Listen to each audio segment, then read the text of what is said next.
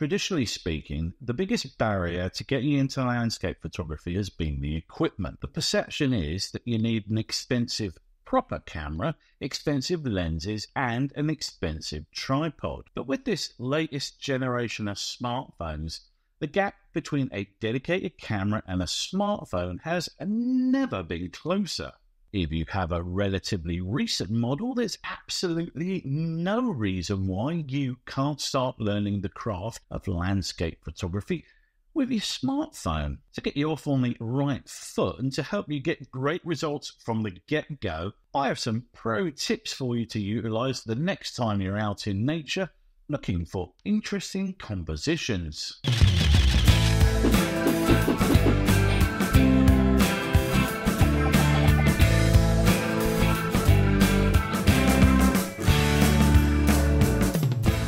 The great thing about smartphones is that you always have one with you, and therefore, should an opportunity present itself for a nice photograph, you can take full advantage of the situation. All you need to do is open yourself to the possibilities of the landscape you see around you. The difference between a snapshot and a landscape photograph comes down to one simple thing: thought.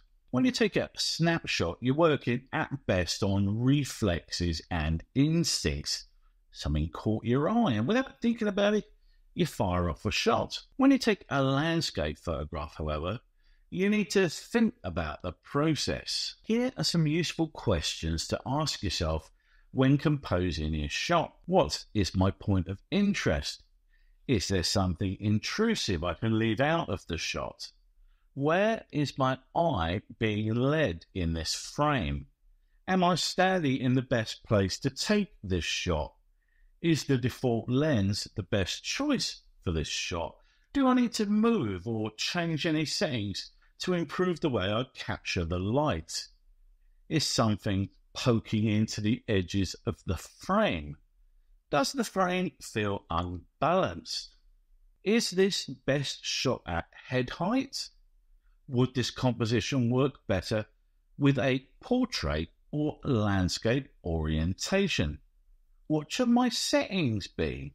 Over time, this thinking will become instinctual, but it will always still happen. This is what is referred to as developing your photographic eye. Now, let's break down all those questions one by one. All landscape photographs benefit from having a point of interest, namely that thing that someone might identify about the photo if you asked them what the photograph was of. It could be a river, a tree, a flower, a fence line, a setting sun, a breaking wave, or anything else. It doesn't necessarily have to be a specific object either. Colour and mood are points of interest too. Ultimately, it doesn't matter what the central theme of a photograph is, but all good landscape photos benefit from having one. Have a good look at your photo frame before you press the shutter button and really think about what's in it. Is there some man-made object that you can exclude by moving the frame slightly in one direction or another? Is there anything in there that you can easily leave out that might otherwise detract from the visual beauty of the scene? What do you want someone viewing the photo to focus on? How are you leading their eye to that location? Leading lines such as fence lines or the plough lines in a field are a great way of doing this, but you can also do it with framing and with light. Once you find a scene that you'd like to photograph, give some thought as to where best to stand. It's usually not the first place you stop after noticing a possible composition. And once you've found a good spot, remember to move. It's easy to get into a bit of a trance and take one photo after another in that same spot. So force yourself to move and try other angles. Most smartphones have multiple lenses these days, which means you can mix things up and create different compositions. I'll go into a little bit more depth about this in a minute. Photography is 100% about capturing light, and as you learn the craft of landscape photography, you'll learn to read the light and to discover which kinds of light work best in which environment. So always consider the light when composing your shot. Could you move out of direct sunlight and into the shade? If you move position, will the light fall differently on your point of interest? Editing software is great these days, particularly with AI removal tools, but the photographer's maxim is always to try and get it right in the camera first. So get into the habit of checking the edges of your frame and make sure that some annoying object isn't jutting into the frame, a branch for instance, or a street lamp. Landscape photography is about creating some harmony within the frame. So consider how balanced your shot is. Where have you placed the horizon line? Is there too much sky and not enough ground? Don't rely too heavily on things like the rule of thirds, because you'll find that all your images end up looking the same. But do analyse the frame and trust your instincts. I'll go into this one in a bit more depth in a minute too, but do consider whether the best perspective for your shot is the old head height angle. Remember that you can turn your phone sideways to create portrait landscape shots. Switching orientation can instantly improve a scene because it will give you more space at the top and bottom of frame or at the left and right edges. And finally, consider your settings. These are often quite limited on a smartphone and you'll need to use a specialist camera app to access them all. Most smartphone lenses have a fixed aperture, so you don't have to worry about that. But you can change ISO and exposure time.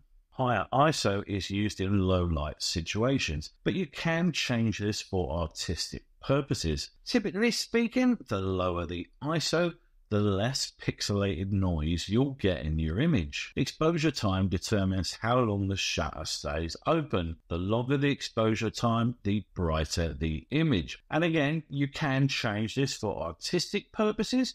For instance, a longer exposure to shoot a high key or overexposed landscape shot. So those are some useful questions. A checklist, if you like, to run through quickly in your head before taking a shot. Now let's talk about some of those specific points I referenced. Smartphones are much lighter than a dedicated camera, and you should put this advantage to good use by varying the height at which you take your photographs. When framing a composition, most people hold their phones up at head height, directly in line with their eyes, and consequently all the shots have a similar, probably boring perspective. So mix things up a bit. It can be awkward to take a photograph while in some weird body position, but remember that on most smartphones you can trigger the camera shutter with the volume buttons. Try holding the phone high above your head and lining up a tree branch as best you can. If you can't fully see the screen,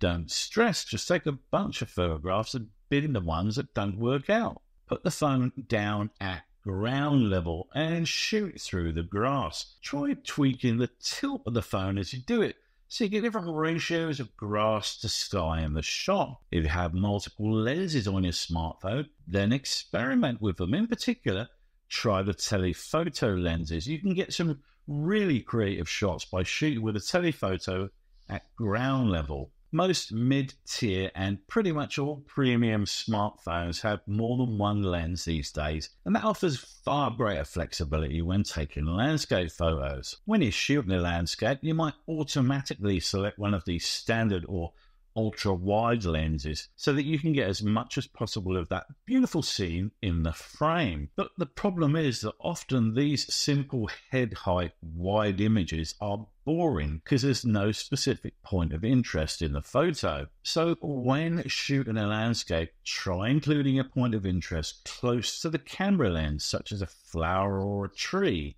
Don't be afraid to get really close to that foreground interest either. It seems counterintuitive, but wide-angle lenses work best when there's something close to the lens in the foreground. The zoom lenses on smartphones lend themselves well to creating an interesting composition. They enable you to pick out a specific part of a scene and concentrate the viewer's eye on just that. Another reason to choose a different lens is that usually each one has a different sensor size. For instance, on my iPhone 14 Pro Max, the main lens has a true 48 megapixel sensor, while the 0.5 ultra wide and 2x and 3x telephotos only have 12 megapixel sensors. If you're photographing a scene that you'd like to print, then the more megapixels are important because you can print a 48 megapixel image far larger than you can a 12 megapixel. If your camera has a RAW photo option, and most do these days,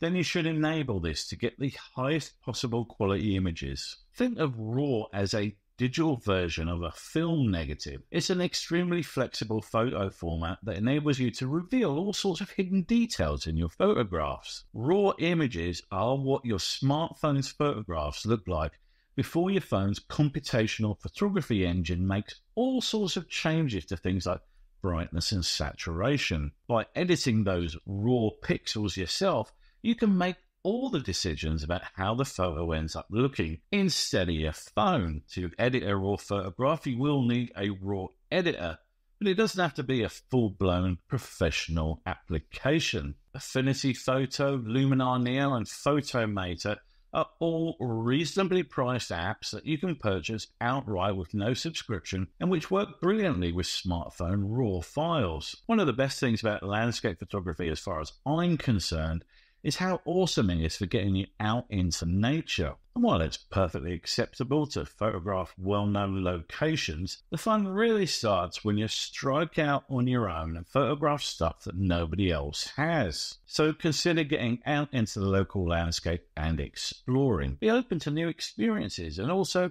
to adjusting your plan. If you see something interesting, then be prepared to abandon your plan completely. Often these spontaneous moments result in the best photos. As a landscape photographer, it's extremely useful to gain a basic understanding of weather. You don't have to go to college and do a degree in meteorology, but your photography will improve if you understand the way that weather impacts the light. For instance, knowing that high-level clouds lend themselves best to colourful sunrises or sunsets is powerful information, and learning to read the cloud forecasts on a site like windy.com are a huge benefit to scoring consistently interesting photographs. The way the landscape looks as the sun passes overhead, the impact the moon can have on astrophotography, the way that the cloud softens and diffuses light, these are all useful things to learn. Ever since the very early days of landscape photography, this style of photography has relied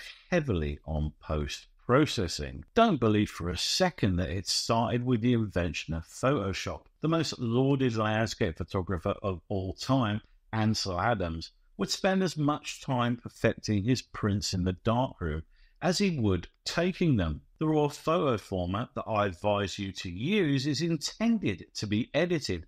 That RAW file is simply a starting point. You can edit your photos on your phone using something like Photomator or Snapseed or Lightroom.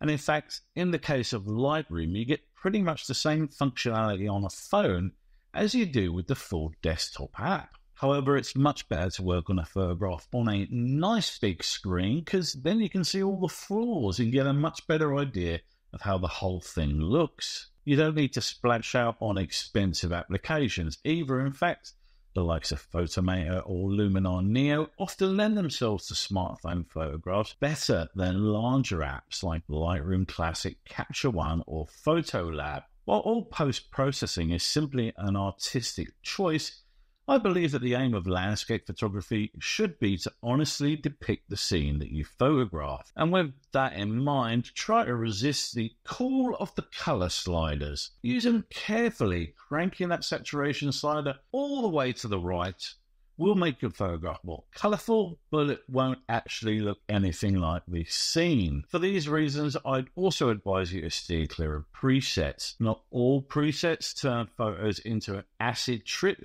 but they do alter the photo in ways that don't lend themselves to realism. So those are my pro tips to get you started on your landscape photography journey with your iPhone. If you've always wanted to try landscape photography but were worried that you'd spend a lot of money and then not enjoy it, or you simply thought you had to have some expensive dedicated cameras and lenses, then fear not. Just get out there into the countryside and see what you can capture. Push yourself to think about what you're shooting and learn when to ignore the various rules of photography. If you got value from this video, please do give it a like and subscribe to my channel for more photography, video and drone related content from me. Till the next time, guys. Ta-ta!